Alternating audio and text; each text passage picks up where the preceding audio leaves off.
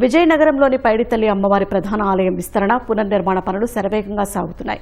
ఈ నెల 23 నుంచి 25 వరకు అమ్మవారి ఆలయ నూతన శిఖర ప్రతిష్ఠ మహోత్సవాలు జరగనున్నాయి. ఇప్పటికీ ఆలయ నిర్మాణ పనులు 80% పైగా పూర్తయ్యాయి. అమ్మవారి ఆలయ ముఖద్వారం, ప్రధాన మెట్ల భాగం నుంచి భక్తులకు సౌకర్యవంతంగా ఉండేలా నూతన నిర్మాణాలు చేపట్టారు. ఆలయ విస్తరణ పనుల్లో భక్తుల భాగస్వామ్యమై పెద్ద ఎత్తున విరాళాలు ఇచ్చినట్లు అధికారులు చెబుతున్నారు.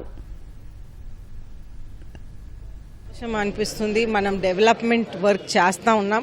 అయితే ఈ టెంపుల్ మళ్ళీ పునర్నిర్మాణం అనేది జరుగుతూ ఉంది. 25న మనకి 105 దేవాలయాలకి ధర్మకర్త ఈరోజు గోవా గవర్నర్గా పూసపాటి అశోక్ గజపతిరాజు గారు ఇక్కడికి వచ్చి ఆ పూజలన్నీ కూడా వారి బాధ్యతలు నిర్వహిస్తారు. అలాగే మనం చూస్తుంటే 24న మనకి ఊరేగింపు అనేది ఉంటుంది. 23న కూడా కొన్ని పూజలు ఉంటాయి. అయితే ఇవన్నీ పూజలు సక్రమంగా జరుపుతూ టెంపుల్ నిర్మాణం, టెంపుల్ ఎక్స్పాన్షన్ వర్క్స్ అన్నీ కూడా మనం అద్భుతంగా నీట్ వర్క్ అనేది మనం చేస్తూ ఉన్నాము.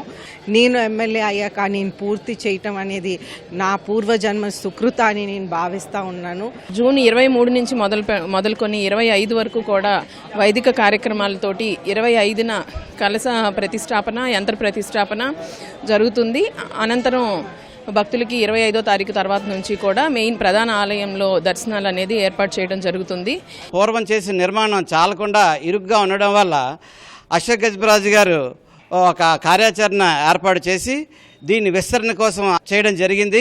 గతంలో కన్నా ఇంచుమించుగా 5 రెట్లు విశాలంగా ఈ ఆలయం పునరుద్ధరణ జరుగుతుంది. కాబట్టి ఈ ఆలయం పునరుద్ధరణ చేసినటువంటి స్థానిక శాసనసభ్యుల వారికి, అశోక్ గజపతిరాజు గారికి, అలాగే పూసపాటి వంశీయులందరికీ కూడా మేము విజయనగరం పైడితల్లి వారి భక్తుల తరపున ధన్యవాదాలు తెలియజేస్తాం. సుమారు 6 నెలల కాలంలో ఈ ఆలయ విస్తరణ కార్యక్రమం అద్భుతంగా, అత్యంత వేగంగా భక్తులకు మెరుగైన సదుపాయాలు కల్పించడం కోసం ప్రారంభానికి ముందుంది. పార్కింగ్ కానీ, తలనీలాలు ఇచ్చే ఒక ఇది కానీ, ఆఫీస్ రూమ్, ఇలా ఇంకా మెరుగైన సదుపాయాలు కల్పిస్తున్నారు. దూరం నుండి ప్రాంతం నుండి వచ్చిన వాళ్ళు కూడా అందరూ కూడా చాలా ఇబ్బంది పడేవారు. ఇరుగ్గా ఉండేది. భక్తులు వెళ్ళేవాళ్ళు, దర్శనం చేసుకునే వాళ్ళు, తిరిగి వచ్చే వాళ్ళకి అందరికి కూడా చాలా ఇబ్బందిగా ఉండేది. ఇంతకు ముందు కంటే ఎక్కువ విస్తీర్ణంతో నిర్మించడం జరిగింది. ఈ పునర్నిర్మాణం సంబంధించి 1,80,00,000 ప్రభుత్వం కేటాయించింది. దేవాదాయ ధర్మాదాయ శాఖ ఆధ్వర్యంలో ఈ పనులు శరవేగంగా జరుగుతున్నాయి. ఈ విస్తరణ పనులతో తమ కష్టాలు తీరుతాయని చెప్పేసి వాళ్ళందరూ కూడా అభిప్రాయపడుతున్నారు. కేవలం నాగేశ్వరరావుతో కనకారావు, ఈటీవీ న్యూస్, విజయనగరం నుంచి.